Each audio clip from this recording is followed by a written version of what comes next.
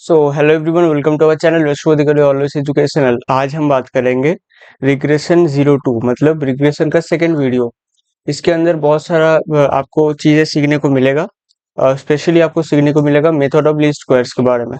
तो उससे पहले हम थोड़ा सा रिकैप देंगे क्या हम सीखे थे पहले वीडियो में। फर्स्ट वीडियो में इंट्रोडक्शन के बारे में देखे थे। रिग्रेशन होता क्या है, बेसिकली कोरिलेशन जो हम पढ़े हैं फर्स्ट पार्ट में बाइवेरिएट एनालिसिस के अंदर, वो एक्चुअली क्या था कि linear relationship between two variable, वो हम देखे थे। बेसिकली लीनियर रिलेशनशिप कैसे निकालते हैं उसके बारे में हम Karl Pearson correlation coefficient R के बारे में जानते थे, जहाँ पे आर इक्वल टू +1 और -1 होने से लीनियर रिलेशनशिप मिलता था। और साथ ही साथ जो कोरिलेशन होने के बाद, लीनियर रिलेशनशिप होने के बाद जो सेकेंड पार्ट हम अभी देखने वाले हैं, फर्स्ट वीडियो में इंट्रोडक्शन जो देखे थे कि रिग्रेशन पे हम क्या देखते हैं कि लीनियर रिलेशनशिप आपको मालूम है, आपको गिवन है, आप फाइंड कर चुके हो linear relationship between two variable. यहाँ पे हम x को इंडिपेंडेंट वेरिएबल के जैसे ट्रीट कर रहे हैं फर्स्ट टाइम, y को डिपेंडेंट वेरिएबल के जैसे ट्रीट कर रहे हैं, तो दो वेरिएबल के बीच में लीनियर रिलेशनशिप है, ये हमारे पास गिवन है, हम फाइंड कर चुके हैं। दूसरा चीज कि आपको इंडिपेंडेंट वेरिएबल का वैल्यू पता है और आपका डिपेंडेंट वेरिएबल का भी वैल्यू पता है, क्योंकि लेकिन दोनों जो वैल्यू है उस वो एक्चुअली ऑब्जर्व्ड वैल्यू है। मतलब आपको कुछ गिवन है, कुछ number of values, set of values of variable X and Y आपको गिवन है। जो वैल्यूज गिवन है उसको हम बोलते हैं ऑब्जर्व्ड वैल्यूज, जो हम पहले वीडियो में डिस्कस किए थे। तो वो आपका गिवन है। साथ ही साथ linear relationship between two variable वो भी गिवन है। आपको क्या फाइंड करना है, और आपको फाइंड करना है कि अगर x का वैल्यू आप उस लीनियर रिलेशनशिप पे डाल के y निकाल सकते हो, तब वो वैल्यू कितना होगा वो आपको निकालना पड़ेगा, या वो निकालने के लिए जो इक्वेशन आपको बनाना पड़ेगा वो निकालना पड़ेगा। और जो आप वैल्यू उस इक्वेशन से निकालने वाले हो, उस इक्वेशन से जो डिपेंडेंट वेरिएबल का वैल्यू निकलेगा उसको हम बोलते हैं प्रेडिक्टेड वैल्यू या estimated value of dependent variable. ठीक है। और जिस इक्वेशन से हम वैल्यू निकालते हैं उस इक्वेशन को हम बोलते हैं regression equation between two variable. जो डिपेंड कर रहा है, यहाँ पे y डिपेंड कर रहा है तो y ऑन x, क्योंकि x के ऊपर डिपेंड कर रहा है, x यहाँ पे इंडिपेंडेंट वेरिएबल है। तो बेसिकली हम क्या देखते हैं कि y on x, basically y क्या है, डिपेंडेंट वेरिएबल, और x क्या है, इंडिपेंडेंट वेरिएबल। इस तरीके से लिखा जाता है। यहाँ पे जैसे लिखा हुआ है linear relationship, linear linear regression equation of y on x, यहाँ पे लिखा होगा, आप आई थिंक दिख पा रहे हो। ठीक है, मैं थोड़ा सा यहाँ पे बोल्ड करके दिखा रहा हूँ, ये देखिए y ऑन x। ठीक है, linear regression equation of y on x। ठीक है, तो बेसिकली ये जो इक्वेशन है, इस इक्वेशन पे आपको इसके बारे में ही पता चलता है कि एक्चुअली आपको अगर फाइंड करना है कि एक्चुअली इक्वेशन जो है, उस इक्वेशन से अगर आपको प्रेडिक्टेड वैल्यू फाइंड करना है तो बेसिकली ये आप यहाँ से फाइंड कर सकते हो। ठीक है, इस इक्वेशन से y equal to a plus B X, इस इक्वेशन से आप उसको निकाल सकते हो। तो बेसिकली जो आप निकाल रहे हो उसको हम प्रेडिक्टेड वैल्यू बोलते हैं, और उसको हम एज यहाँ पे आप वाई आई या वाई नॉट इस तरीके से रिप्रेजेंट कर सकते हो। ये एक्चुअली क्या है, ऑब्जर्व्ड वैल्यूज नहीं है, ये एक्चुअली आपका प्रेडिक्टेड वैल्यू है। ठीक है, क्योंकि वैल्यू क्या होता है, वैल्यू दो प्रकार का होता है, मैं इस यहाँ पे बताया था कि वैल्यू होता है दो प्रकार का, ऑब्जर्व्ड वैल्यू और प्रेडिक्टेड वैल्यू या एस्टिमेटेड वैल्यू।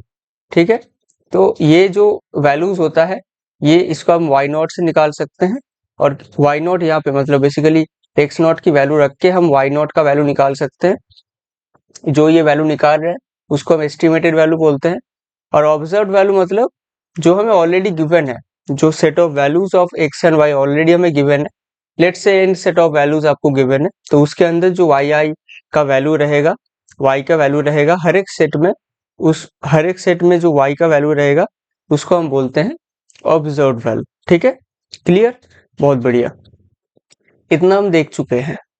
उसके साथ ही साथ यहाँ पे ऑलरेडी देख चुके हैं कि जो इक्वेशन है y equal to a plus B X, जिसको हम मान चुके हैं कि this is the linear relationship, this is the equation by which you can express the linear relationship between two variable. Let's say x and y, where x is independent variable and y is dependent variable here. और इसके अंदर हम अब next step में देखने वाले हैं, जिसके बारे में हम प्रीवियस वीडियो में लास्ट तक बताए थे, और कुछ टेक्निकल इशू या ऑडियो रिकॉर्ड ना हुआ था, रिकॉर्ड नहीं हुआ था, इसलिए मैं उस पार्ट को कट कर दिया। यहाँ से हम फ्रेशली स्टार्ट करेंगे। तो क्या चीज हम स्टार्ट करेंगे कि y equal to A plus B X था। अब y equal to A plus B X के अंदर अगर आप देखोगे a और b जो है ये हमें पता नहीं है, we don't know about a and b। अभी जो a और b है इसको हम in terms of xi and yi के टर्म्स में हम निकालेंगे, ठीक है। और इसको निकालने के लिए हमें पता होना चाहिए जो मेथड, उस मेथड को हम बोलते हैं मेथड ऑफ लीस्ट स्क्वायर्स, ठीक है। मेथड ऑफ लीस्ट स्क्वायर्स, इसको हमें पता होना चाहिए, तो उसको हम देखने वाले हैं। ये हम जब देख लेंगे उसके बाद हम a और b को एक्सप्रेस कर सकते हैं, और फिर उस a और b को हम इस y equal to A plus B X equation पे डाल देंगे जब, तब हमारे पास पता चल जाएगा regression equation of y on x basically. तो ये हम देख सकते हैं, ठीक है। तो उससे पहले हमें क्या करना चाहिए, उससे पहले हमें पहले a और b फाइंड करना है, और उसके लिए आपको मेथड ऑफ लीस्ट स्क्वायर्स के बारे में पता होना चाहिए, ठीक है। चलो बेटा स्टार्ट करते हैं। तो यहाँ पे बेसिकली हम लिख के रखा हूँ, मैं तो कुछ चीजें यहाँ पे लिख के रखा हूँ, तो उसके बारे में आपको मैं बात करता हूँ। मेथड ऑफ लीस्ट स्क्वायर्स, ये जो मेथड ऑफ लीस्ट स्क्वायर्स है यहाँ से स्टार्ट होता है बेसिकली। अब चीजों को ध्यान से समझ लीजिएगा, बेसिक चीज मैं आपका यहाँ पे कुछ बताने वाला हूँ, कुछ लाइंस, इसको ध्यान से सुनिएगा, हर एक चीज को ध्यान से सुनिएगा, ठीक है बेटा। देखो यहाँ पे मेथड ऑफ लीस्ट स्क्वायर्स के अंदर याद रखिएगा कि एक्चुअली आपका क्या हो रहा है, आपका एरर फाइंड किया जा रहा है। देखिए आपके पास ऑब्जर्व्ड वैल्यू है, आपके पास ऑब्जर्व्ड वैल्यू है, आप प्रेडिक्ट कर रहे हो कुछ कोई वैल्यू और उसको आप निकाल रहे हो, लेट से वाई नॉट, और आपके पास ऑब्जर्व्ड वैल्यू हो लेट से वाई आई। अब इन दोनों के बीच में कुछ डिफरेंस होगा ना, इन दोनों के बीच में कुछ डिफरेंस होगा ना, इस दोनों मैग्नीट्यूड के बीच में कुछ तो डिफरेंस होगा, और ये जो डिफरेंस है इसको हम क्या बोलेंगे, इसको हम बोलेंगे error. We will called that difference is as error.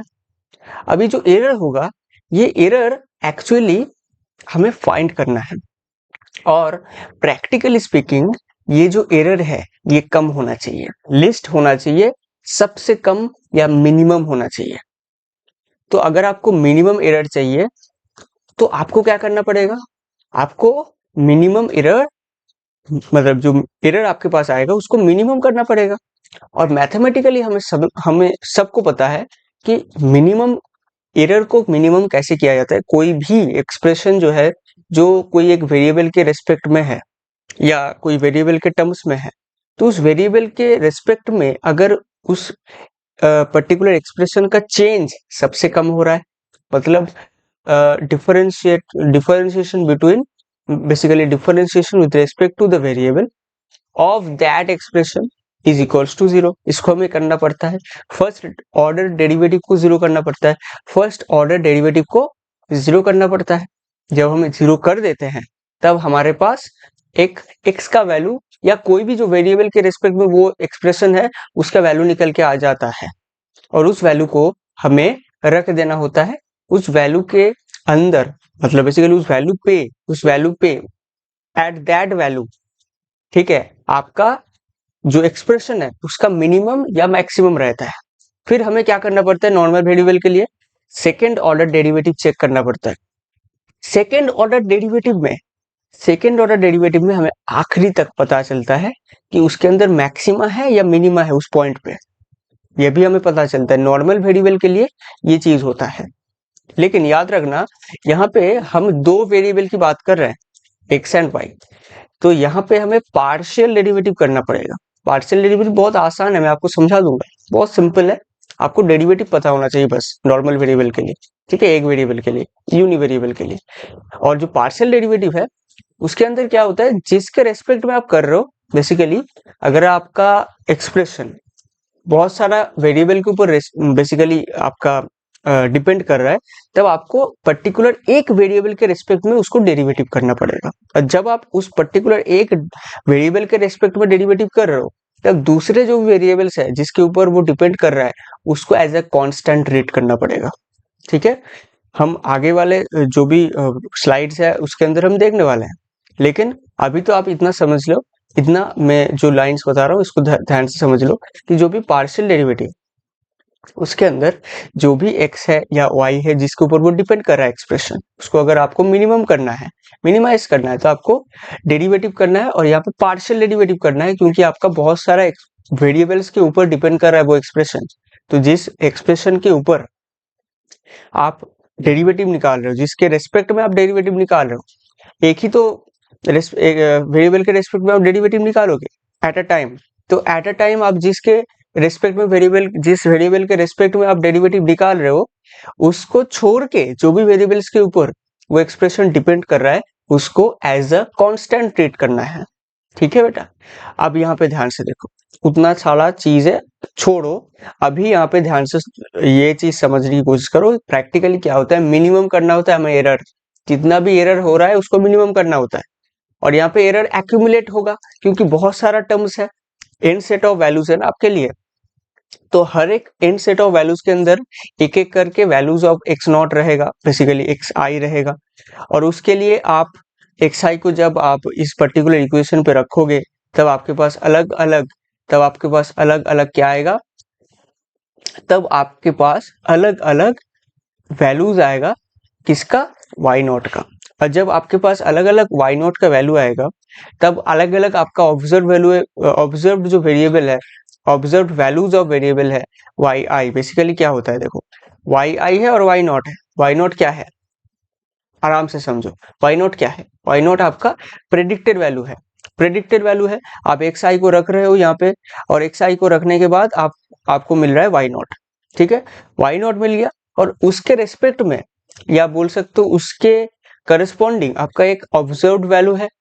तो इसके बीच में जो डिफरेंस है यही तो एरर है, और ये एक पर्टिकुलर एरर है एक वैल्यू के लिए।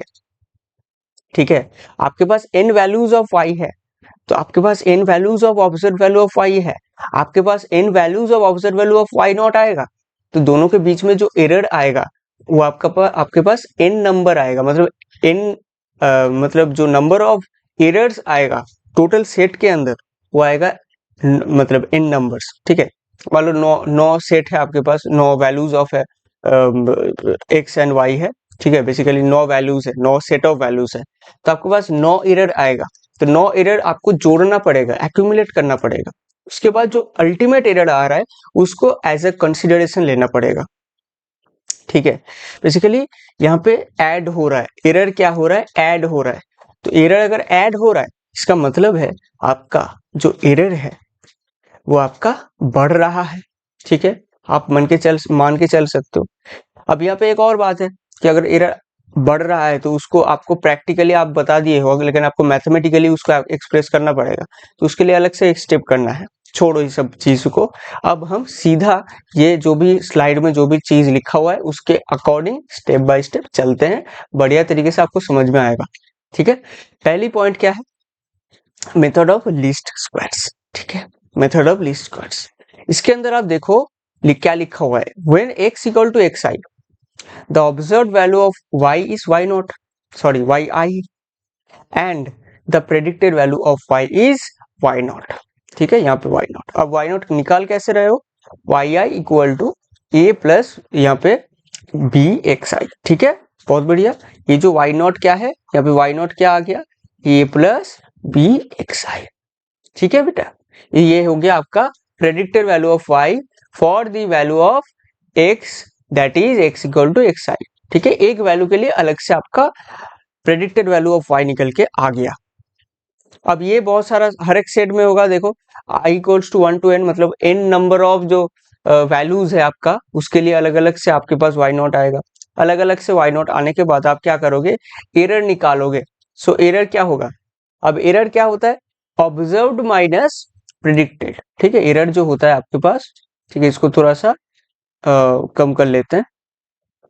तो जो आपके पास एरर आता है वो आता है observed value minus predicted value, यही तो होगा।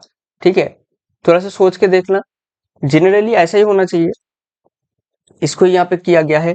ऑब्जर्व्ड मतलब yi, ठीक है। उसके बाद आपके पास आ गया है माइनस प्रेडिक्टेड। ये प्रेडिक्टेड है क्योंकि यही तो y नॉट है, यहाँ पे हम लिख चुके हैं y not equal to a plus B x i. बहुत बढ़िया।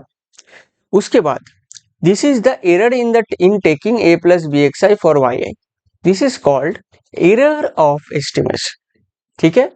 For only one value for a certain value, ठीक है। एरर ऑफ एस्टिमेशन, जो भी हम एस्टिमेट कर रहे हैं, हमारे पास एक वैल्यू मालूम है, दोनों वेरिएबल के बीच में रिलेशन मालूम है, दूसरा जो वेरिएबल आपको पता नहीं है उसका वैल्यू आप उस particular known value of the independent variable के रेस्पेक्ट में आप निकाल रहे हो, वो आपको पता चल गया और वो आपके पास estimated value of that variable आ गया, डिपेंडेंट वेरिएबल। अब जो एरर आया बीच में ऑब्जर्व्ड माइनस प्रेडिक्टेड के बीच में, वो आपका आ गया एरर ऑफ एस्टिमेशन, वो आपका आ गया एरर ऑफ एस्टिमेशन। उसमें कोई दिक्कत है क्या? कोई नहीं दिक्कत है। Error equal to observed minus predicted value, observed value minus predicted value.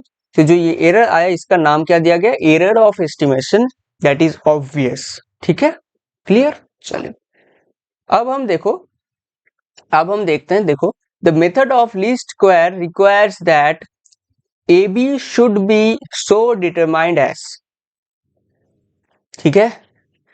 The method of least squares requires that A B should be determined as. अब यहाँ पे ध्यान से समझने की कोशिश करो, जो चीज मैं ऑलरेडी बता चुका हूं, जो एरर होता है, जो एरर होता है हर एक पॉइंट के लिए, वो क्या हो रहा है, एक्यूमुलेट हो रहा है, अगर एक्यूमुलेट हो रहा है तो ऐड हो रहा है, सिंपल सी बात है।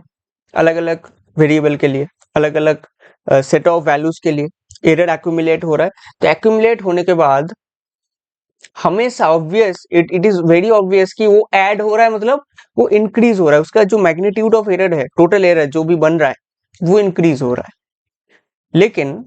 लेकिन ऐसा कंडीशन भी बन सकता है अगर आप डायरेक्ट EI को लेके चल रहे हो। बेसिकली अगर डायरेक्ट आप EI जो भी है, basically E1 plus E2 plus E3 इस तरीके से अगर आप कर रहे हो, अगर आप इस तरीके से ऐड कर रहे हो एरर को, तो ये एक्यूमुलेट हमेशा होगा, मतलब हमेशा टोटल एरर का वैल्यू इंक्रीज होगा या बढ़ेगा, हर एक इंडिविजुअल से ज्यादा होगा, इसका कोई गारंटी नहीं है। क्यों नहीं है? फिर से रिपीट कर रहा हूं, जो एरर होगा, जो अल्टीमेट एरर होगा बड़ा वाला आफ्टर एडिंग, वो इंडिविजुअल एरर से ज्यादा होगा, इसका कोई मतलब नहीं है। क्यों नहीं है? क्योंकि जो हर एक एरर है वो ऐड तो हो रहा है, लेकिन हर एक एरर का हम एक बहुत इंपॉर्टेंट चीज मिस कर रहे हैं, हर एक एरर हमेशा सेम साइन का होगा ऐसा कोई गारंटी नहीं है। ध्यान से सुनिएगा ये बात को, हर एक एरर जो है वो हमेशा सेम साइन का होगा ऐसा कोई भी मतलब आपका कॉन्फर्मेशन नहीं है। हर एक एरर आपका सेम साइन का होगा, हर एक एरर पॉजिटिव होगा, ऐसा कौन बोल दिया है? आप लोगों को सबको पता है कि अगर आपका एरर का डेफिनेशन है ऑब्जर्व्ड माइनस प्रेडिक्टेड, हो सकता है कोई केस में ऑब्जर्व्ड वैल्यू छोटा हो गया प्रेडिक्टेड से, ऐसे हो ही तो सकता है ना।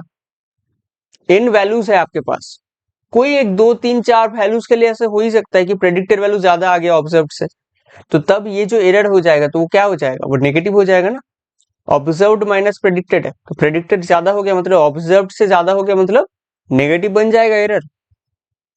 तो मतलब इन वैल्यूज अगर आपके पास है तो उसके अंदर कुछ ऐसा वैल्यूज होगा जो नेगेटिव में बन जाएगा, जिसका एरर नेगेटिव में बन जाएगा, और कुछ पॉजिटिव में रहेगा।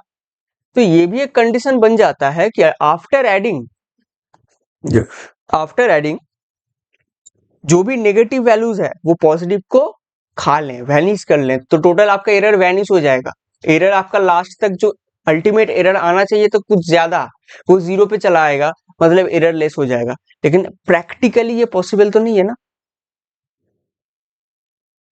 ठीक है।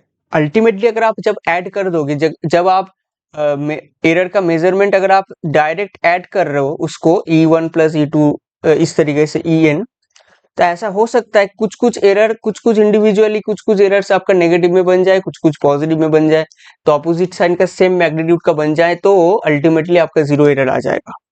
It it practically not possible. ठीक है, तो इसलिए हमारा जो मेजरमेंट ऑफ एरर आ गया है, हम जो कंसीडर कर रहे हैं वो है आपका ई आई स्क्वायर, मतलब हर एक जो भी इंडिविजुअल एरर आपका बनेगा उसका स्क्वायर करना पड़ेगा। एट फर्स्ट आपको स्क्वायर करना पड़ेगा, उसके बाद आप ऐड कर सकते हो, उसके बाद आप ऐड कर सकते हो। क्यों? क्योंकि हमें पता है कोई भी नेगेटिव नंबर का होल स्क्वायर करेंगे तो वो पॉजिटिव आ जाएगा, और पॉजिटिव का होल स्क्वायर ऑब्वियसली पॉजिटिव आता है। तो आफ्टर ऑल आप जब स्क्वायर ऑफ एरर्स को आप जब ऐड कर रहे हो तब वो हमेशा जीरो आने का मतलब ऐसा कोई मतलब हमेशा गारंटी रहेगा कि वो जीरो नहीं आएगा। It can not be zero. ठीक है, the square of any number of errors, ठीक है, वो कभी भी जीरो नहीं आ सकता है। तो आई थिंक आपको ये जो स्टोरी है, ये जो कहानी है, ये आपको समझ में आया है।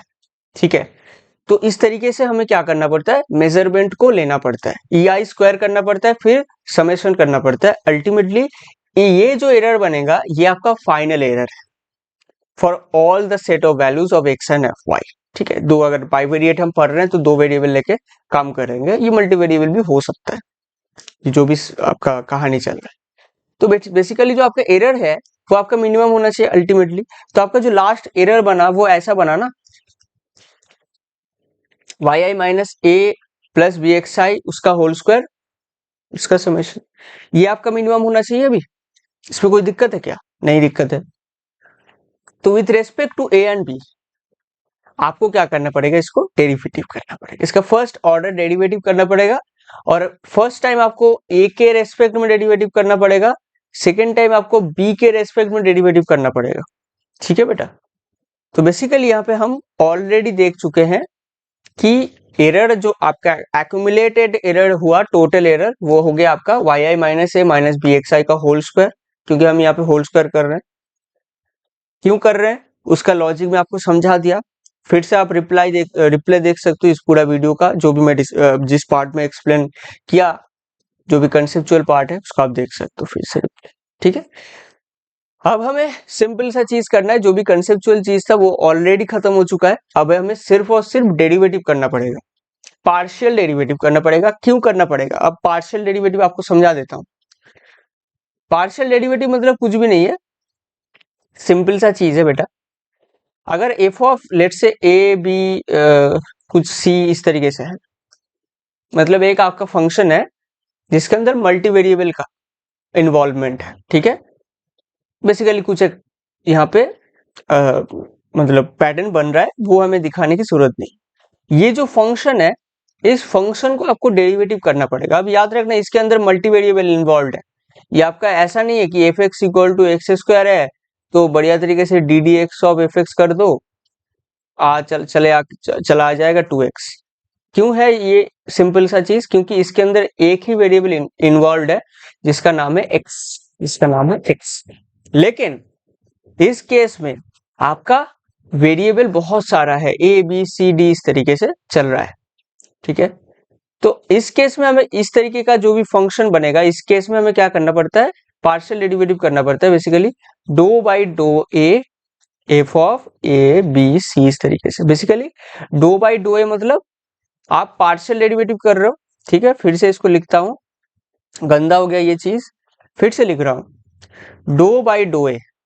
बेसिकली ये जो जब भी आपको लिखने मतलब दिक्कत हो तो आप इस तरीके से एक बना के भी लिख सकते हो, बंगाली का एक होता है ये, आप ऐसे बना के भी लिख सकते हो। खैर, जो भी ये डो बाई डो ए है इसका मतलब ही है पार्शियल डेरिवेटिव हो रहा है, और किसके रेस्पेक्ट में हो रहा है ये समझने बहुत ज्यादा आसान है इसको समझाना और समझना भी, क्योंकि नीचे जो रहेगा उसके रेस्पेक्ट में डेरिवेटिव हो रहा है, तो ए के रेस्पेक्ट में यहाँ पे डेरिवेटिव हो रहा है। यहाँ पे ऑल्दो बहुत सारे वेरिएबल्स इन्वॉल्व है फंक्शन के अंदर, लेकिन फिर भी हम एक ही वेरिएबल को लेके उसके रेस्पेक्ट में हम change of the function, change of the value of function देख रहे हैं। ठीक है, अब जो भी ये आप कर रहे हो ये बेसिक सा डेरिवेटिव बन जाता है, यूनि वेरिएबल के जैसा ही बन जाता है, जब आप ए को छोड़ के जो भी वेरिएबल इन्वॉल्व है बी सी एस इस तरीके से, इसको आप एज अ कांस्टेंट ट्रीट करोगे, एज अ कांस्टेंट ट्रीट करोगे। मतलब इस केस में आप एज अ कांस्टेंट ट्रीट करोगे, क्योंकि आपका इस पर्टिकुलर वेरिएबल के रिस्पेक्ट में आप डेरिवेटिव कर रहे हो। जो अदर जो भी वेरिएबल इन्वॉल्व है उसको एज अ कांस्टेंट आप ट्रीट करोगे। उसके बाद आपका नॉर्मल जो भी आप यहाँ पे यूनि वेरिएबल के लिए बना रहे हो जो भी डेरिवेटिव, इस तरीके से बनेगा। ठीक है बेटा, चलो आई थिंक आपको समझ में आ गया होगा। तो यहाँ पे हमें दिख रहा है, यहाँ पे आप देख सकते हो the equation of the determination of A and B. हमें क्या करना पड़ेगा, डो बाई डो ए करना पड़ेगा इस फंक्शन के ऊपर। अब ये जो फंक्शन है इसके अंदर ध्यान से नोटिस करना, ए और बी इन्वॉल्व है, दो वेरिएबल इन्वॉल्व है, और वाई आई जो और वाई आई और एक्स आई है ये तो आपका बस नोन है ना। वाई आई है observe value of y and x i है इंडिपेंडेंट वेरिएबल जो आपका नोन है। इंडिपेंडेंट वेरिएबल का जो वैल्यू है उसका वो आपका नोन है। तो बेसिकली आपको क्या करना पड़ेगा, ये चीज को करना पड़ेगा, वाई आई माइनस ए माइनस बी एक्स आई का होल स्क्वायर, उसका डेरिवेटिव यहाँ पे आप कर रहे हो, ए के रेस्पेक्ट में कर रहे हो। और उस केस में आपका बी जो भी है, यहाँ पे बी है या जो भी चीज है, एक्स आई है वाई आई है, ए को छोड़ के जो भी टर्म्स है, जो भी बेसिकली आप बोल सकते हो वेरिएबल है या बोल सकते हो कोई भी नंबर है, उसको आपको कांस्टेंट ट्रीट करना पड़ेगा। इस केस में डो बाई डो ए के केस में मतलब partial derivative with respect to a. और जिस केस में आप पार्शियल डेरिवेटिव कर रहे हो बी के रेस्पेक्ट में, उस केस में आपको बी को छोड़ के जो भी वेरिएबल्स है या जो भी डिजिट है, जो भी नंबर्स है, उसको एज अ कांस्टेंट ट्रीट करोगे। बात समझ में आया? और उसको जीरो करना पड़ता है क्योंकि मैक्सिमा मिनिमा का तो ये कंसेप्ट ही होता है, फर्स्ट ऑर्डर डेरिवेटिव भी आपको जीरो करना पड़ता है। और एक चीज इंपॉर्टेंट चीज, जो भी सेकेंड ऑर्डर डेरिवेटिव है उसको हम क्या करते हैं, उससे हमें पता चलता है कि मिनिमा है या मैक्सिमा है उस पॉइंट पे, जिस पॉइंट पे इक्वल टू जीरो आ रहा है इस पर्टिकुलर एक्सप्रेशन। वो हम करते थे यूनिवेरिएबल के लिए या नॉर्मल डेरिवेटिव के लिए, लेकिन पार्शियल डेरिवेटिव के लिए वो हम नहीं करेंगे। ठीक है, हम डायरेक्ट इससे पर्टिकुलर फर्स्ट ऑर्डर जीरो करने के बाद जो इक्वेशन आएगा उसको ले लेंगे। ठीक है, उससे ज्यादा हम कुछ नहीं करेंगे, सेकेंड ऑर्डर पे हम जाएंगे ही नहीं। क्यों? क्योंकि वो बेटा कॉम्प्लिकेटेड है, वो थोड़ा सा कॉम्प्लिकेटेड है, उसके बारे में हमें नहीं जाना है, उसको हम निग्लेक्ट करेंगे। सिर्फ फर्स्ट ऑर्डर चेक करेंगे, उसको जीरो करेंगे, उससे हमें पता चल जाएगा ए और बी। ठीक है, दो इक्वेशन बनेगा। बेसिकली आपको दिख रहा होगा कि पार्शियल डेरिवेटिव आपका दो हो रहा है यहाँ पे, ये फर्स्ट और ये दूसरा। तो आपका दो पार्शियल डेरिवेटिव में दो आपका क्या बनेगा, इक्वेशन बनेगा, दो इक्वेशन बनेगा। और यहाँ पे ध्यान से अगर आप फर्स्ट वीडियो को देखे हो या आप इस वीडियो को भी अच्छी तरीके से देखो तो आपको पता है कि आपका एरर निकालने के लिए, या आप ऐसा बोल सकते हो y equal to A plus B X, आप जब देखे हो इसके अंदर सिंपली a और b दो वेरिएबल था। ठीक है, दो वेरिएबल को हमें क्या करना पड़ेगा, सॉल्व करना पड़ेगा इन terms of x and y, observe value of x and y। ठीक है, तो बेसिकली आपका दो अननोन है और दो इक्वेशन आपको फॉर्म करना पड़ेगा। यहाँ पे दो इक्वेशन फॉर्म हो रहा है, सब सही रहेगा। आप दो इक्वेशन फॉर्म करो, फिर आप इक्वेशन निकाल के आगे बढ़ सकते हो। ठीक है, तब आप नॉर्मली लास्ट तक आप इस इक्वेशन पे पुट करोगे तो आपका काम बन जाएगा। बेसिकली रिग्रेशन इक्वेशन जो हमें अल्टीमेट हमारा बेसिकली ऑब्जेक्टिव है वो हम फुलफिल कर सकते हैं। ठीक है, चलो तो बेसिकली यहाँ पे क्या करना पड़ेगा, पहली बार हमें ए के रेस्पेक्ट में डेरिवेटिव करना पड़ेगा और उसको जीरो करना पड़ेगा। ठीक है, तो यहाँ पे बस एक छोटा सा नोट लिखाया गया है, जो भी आपको समझाया पार्शियल डेरिवेटिव के बारे में यहाँ पे लिखाया गया है। आप इस पर्टिकुलर इसका स्क्रीनशॉट ले सकते हो, या आप बेसिकली ये नोट्स भी आप डाउनलोड कर सकते हो हमारे टेलीग्राम चैनल पे जाके। ठीक है, लिंक आपको डिस्क्रिप्शन बॉक्स में मिल जाएगा। तो ये आपका लिखा गया है, आप इसका स्क्रीनशॉट ले सकते हो। ठीक है, ये आप देखो, ये थोड़ा सा छोटा कर देता हूँ तो आप स्क्रीनशॉट ले सकते हो। ठीक है, चलो ये एक पेज में अट गया है, ये एक बेसिकली थ्योरी है पार्शियल डेरिवेटिव का, तो इसे आप ये आप ले सकते हो, इसका स्क्रीनशॉट आप ले सकते हो। ठीक है, चलो अब हमें क्या करना पड़ेगा, पार्शियल डेरिवेटिव करना पड़ेगा। ठीक है, इसको थोड़ा सा बड़ा कर देता हूँ। चलो, तो यहाँ पे ये हमारे पास फर्स्ट जो भी फंक्शन है ये आपके पास मौजूद है। याद रखना यहाँ पे समेशन इन्वॉल्व है, मिस मत करना है, समेशन इन्वॉल्व है। तो आपको समेशन को पहले एक्सपेंड करना है, एक्सपेंड करने के बाद क्या होगा, आप मतलब बढ़िया तरीके से बिना गलती करते हुए आप आगे बढ़ सकते हो, इसलिए आप पहले एक्सपेंड कर लेना। ठीक है, बहुत बढ़िया। फिर आपको क्या करना पड़ेगा, डो साई बाय डो ए करना पड़ेगा, डो साई बाय डो ए को 0 करना पड़ेगा। अब साई क्या है, बेसिकली वो जो फंक्शन था आपके पास, वो जो फंक्शन था, किसका फंक्शन था, समेशन ऑफ आई स्क्वायर का, बेसिकली उसको हम यहाँ पे साई ऑफ ए बी मान रहे हैं, क्योंकि वो जो ये जो फंक्शन है ये दो वेरिएबल के ऊपर डिपेंड कर रहा है। जो भी समेशन ऑफ आई स्क्वायर है वो दो वेरिएबल के ऊपर डिपेंड कर रहा है, तो उसको हम as a function of A B मान के चल रहे हैं, और उसके बाद do by do A psi of A B लिखेंगे, इसको 0 करेंगे। बेसिक सा चीज है, आई थिंक आपको समझ में आ गया होगा। और यहाँ पे ब्रैकेट में लिखा हुआ है जो भी इंपॉर्टेंट चीज है, here B will be treated as constant, यहाँ पे बी होगा कांस्टेंट। ठीक है, चलो अब यहाँ पे क्या करना पड़ेगा, बेसिकली आप यहाँ पे जो दो है ये आगे आएगा, फिर पावर में एक कम होगा, मतलब पावर में एक बनेगा।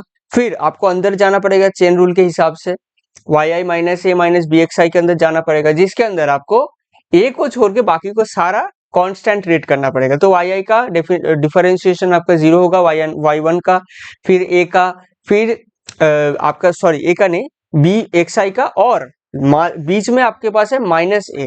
तो आप जब डो बाई डो ए करोगे, डो बाई डो ए या basically D by D A करोगे माइनस ऑफ ए का, तो आपका बनेगा -1। ठीक है, तो यहाँ पे एक एक्स्ट्रा -1 आएगा हर एक टर्म पे, आप देख सकते हो हर एक टर्म पे आपका एक -1 आएगा। मैं जो यहाँ पे मार्क कर रहा हूँ उसको फॉलो करना। तो ये जो -1 बन रहा है, और साथ ही साथ यहाँ पे जो 2 बन रहा है, ये 2 हर एक टर्म्स में आपका बनेगा। तो आप बेसिकली -2 को कॉमन ले सकते हो, -2 इंटू सॉरी -1 इंटू 2, इसको आप कॉमन ले सकते हो, बेसिकली -2 कॉमन लेने के बाद इधर 0 है तो 0 बाई -2 खत्म हो जाएगा, -2 का जो पार्ट है वो आप नेग्लेक्ट कर सकते हो, वो खत्म हो जाता है। ठीक है, उसके बाद आपका लास्ट जो टर्म्स बनेगा इस तरीके से बनेगा, -2 ये खत्म हो जाता है, फिर यहाँ पे ऐसा बनेगा, ये इंपॉर्टेंट। अब यहाँ से आपको क्या करना पड़ेगा, जो समेशन है इसको अंदर घुसाना है, समेशन के को अंदर घुसाना है, ब्रैकेट के अंदर आप घुसा सकते हो, बेसिक सा प्रॉपर्टी है। ठीक है, समेशन अंदर घुसा दिए, यहाँ पे घुसा दिए। अब जो कांस्टेंट है, कोई भी कांस्टेंट का अगर आप समेशन कर रहे हो, कोई भी कांस्टेंट है उसको आप लगातार बेसिस पे ऐड कर रहे हो, तो आपका क्या आएगा, जितनी बार आप ऐड किए हो into the value of constant. तो यहाँ पे क्या किया गया है, इन बार आप इस कांस्टेंट को अगर आप समेशन करोगे तो एनसी आ जाएगा, बेसिक सा चीज है। सेम तरीके से यहाँ पे अगर आप ए को देखोगे और बी को देखोगे, ये तो कांस्टेंट है ना, अब यहाँ पे ये कांस्टेंट है, कंफ्यूज नहीं होना है। जब आप पार्शियल डेरिवेटिव कर रहे थे, जब आप पार्शियल डेरिवेटिव कर रहे थे तब ये वेरिएबल था, लेकिन अल्टीमेटली आप अगर रिग्रेशन इक्वेशन पे देखोगे, y equal to A plus B X के अंदर देखोगे, तब तो ए और बी एक कांस्टेंट है ना। अब उस कांस्टेंट को as a terms in terms of variable treat कर रहे हो, that is X and Y, in terms of X Y आप ट्रीट कर रहे हो, लेकिन ए और बी तो कांस्टेंट है। तो बेसिकली आप जब समेशन कर रहे हो तब ए और बी चेंज नहीं हो रहा है, बेसिकली आपका सेट के अंदर ए और बी चेंज नहीं हो रहा है, नंबर ऑफ वैल्यूज के लिए ए और बी क्या चेंज हो रहा है, नहीं हो रहा है ना। तो बेसिकली आपका ए और बी यहाँ पे कांस्टेंट है। ठीक है, तो आप n टाइम्स ए को करोगे तो माइनस एन आएगा, क्योंकि सामने माइनस है, तो यहाँ पे देखो क्या आएगा आपके पास, माइनस एन ए, यहाँ पे आप देख सकते हो। फिर यहाँ पे माइनस बी n टाइम्स करोगे तो यहाँ पे क्या बनेगा, माइनस बी बाहर चला गया, समेशन ऑफ एक्स वाई। ठीक है, समेशन ऑफ एक्स आई। फिर आपका ये जो माइनस वाला टर्म है उसको जस्ट आप राइट हैंड साइड में लेके आ जाओ, इक्वेशन जो भी है इक्वेशन का राइट हैंड साइड के अंदर, तो आपके पास अल्टीमेटली ये बन के आ जाएगा। This is the first equation. जब आप do by do A of psi of A comma B equal to 0, इसको आप जब सॉल्व करोगे तब आपका जो अल्टीमेटली आपका इक्वेशन बन के आएगा वो ये आएगा। ठीक है, ये आपका अल्टीमेटली इक्वेशन होके आ जाएगा, summation of Y I equal to N A plus B summation of X I. This is the first equation. क्योंकि आपके पास ए और बी दो अननोन है, दो इक्वेशन होना चाहिए, फर्स्ट इक्वेशन आपके पास आ गया है, सेकंड इक्वेशन आपको फॉर्म करना है। ठीक है, सेकंड इक्वेशन आपके लिए रहेगा होमवर्क। ठीक है, सेकंड इक्वेशन आपका नेक्स्ट सेशन पे मैं आपको दिखाऊंगा। फिर ए और बी को, मतलब फर्स्ट इक्वेशन और सेकंड इक्वेशन को सॉल्व करके जो इक्वेशन दो बना उसके अंदर दो ही वेरिएबल है ए और बी, उसको हम मतलब बेसिकली अननोन है, उसको हम सॉल्व करेंगे in terms of x and y, ultimately A और बी आ जाएगा। फिर हम normally regression, linear regression equation के अंदर पुट कर देंगे, आपके पास y ऑन x का लीनियर रिग्रेशन इक्वेशन बन के आ जाएगा। ठीक है, तो थर्ड जो सेशन होगा उसके अंदर आपका final linear regression equation of y on x बन के रेडी होगा। ठीक है, तो डेफिनेटली चैनल को सब्सक्राइब करना, ऐसा ही वीडियो मिलता है यहाँ पे। ठीक है, आपके फ्रेंड्स के साथ शेयर करना, बहुत सारा काउंस रिलेटेड वीडियोस, फिर स्कॉलरशिप रिलेटेड वीडियोस, कंटेंट इस तरीके का फिजिक्स केमिस्ट्री मैथ्स का भी हम कंटेंट देते हैं, और स्टैटिस्टिक्स का देता ही है, आप देख रहे हो स्टैटिस्टिक्स का कंटेंट। तो इस तरीके का वीडियोस यहाँ पे मिलता रहता है WBC HSC West Bengal board के लिए, CBSE ICSC और ज्वाइंट एंट्रेंस एग्जामिनेशन के लिए, नीट के लिए। इस जॉनरा में ज्यादा कवर करता हूँ, जो भी जॉनरा है ये मैं ज्यादा कवर करता हूँ, लेकिन अदर जो भी लोअर क्लास का जो मैथ्स है, साइंस है, इसका भी वीडियोस आपको मिलेगा। ठीक है, और बहुत सारा है भी ऑलरेडी अपलोडेड है, चेक कर सकते हो। ठीक है, मिलते हैं नेक्स्ट वीडियो में।